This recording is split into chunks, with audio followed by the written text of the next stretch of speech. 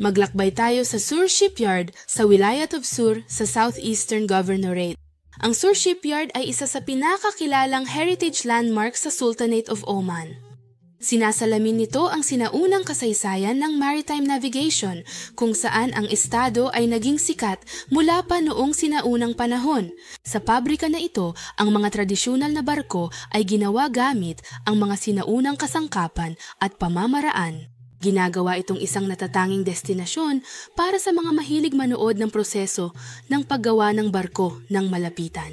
Ang isa sa mga pinakakilalang barko na ginawa sa pabrika na ito ay ang barkong Ganja na naglalaman ng mga detalye ng artistikong sining at tunay na pamana ng dagat ng Omani. Para mas lubos na makilala ang guro, mangyaring iskan ang QR code at mag-enjoy sa isang kakaibang at di malilimutang karanasan kasama si Kashti. Ahalwas?